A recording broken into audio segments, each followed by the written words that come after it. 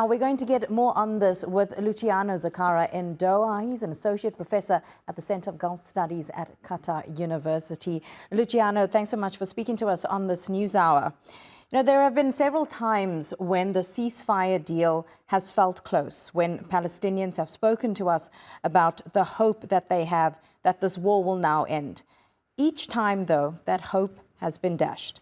For 10 months, there have been talks, and for 10 months, there has been no real action. It's devastating for people there to have to endure this day by day, knowing that the next day could be even worse.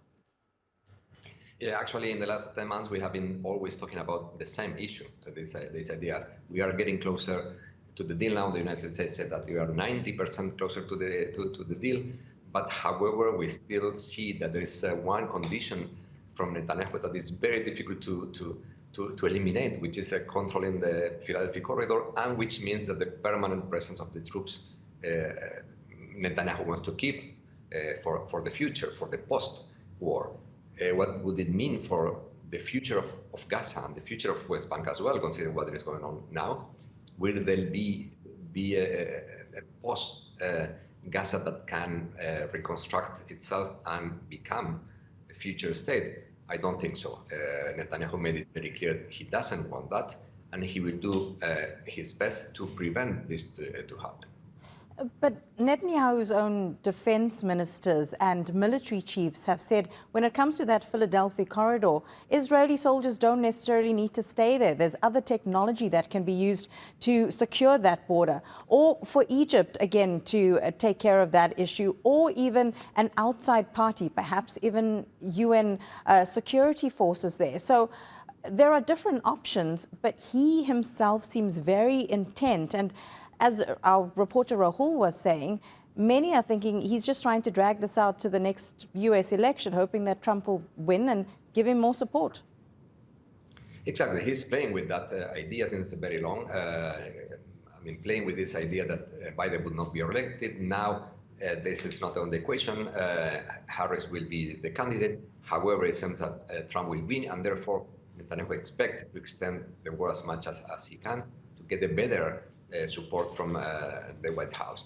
In any case, this idea of keeping the Philadelphia corridor can be understood also as a security concern, really, a legitimate security concern. But as you said, there are many ways in which the control of this region can be done, like, for instance, having an international force like UNIFIL in the north between Lebanon and Israel that existed in ages. And pushing for more closer control from the Egyptian side.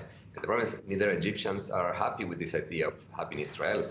And it seems that this is becoming the main problem in all the negotiations since several months ago. The US, though, many have said, ultimately has the power to bring this war to an end because they are such close allies to Israel. They supply them with so much military might. Surely Joe Biden will want his final few months in office when it comes to his legacy to push through a ceasefire deal and to bring, quote unquote, peace to that area? Well, that's the big question. I have been saying since the very beginning that the legacy of Biden will be this war that started, and he will leave office without finishing. This is totally the opposite that Trump achieved when he left office, that at the end of his term, he managed to get two countries, more than 2 countries, Arab countries, normalizing relations with Israel. So it's totally negative for his legacy. It's totally negative for the Democrat Party, and it will affect negatively the Kamala Harris tenure, because she will start with the first thing she needs to solve, which is this war that he was not able to do. He wants to do it, yeah, according to what he says, he's committed to do so. He can do it, or there are many constraints within his own country, within his own party, within his own the Congress, that are preventing him to use the only tool he can use, which is reduce the military support to Israel. So far, he didn't do it. I don't think he will do it before the end of his term. Luciano Zaccara, good to get your take. Thank you very much. Live was there from Doha.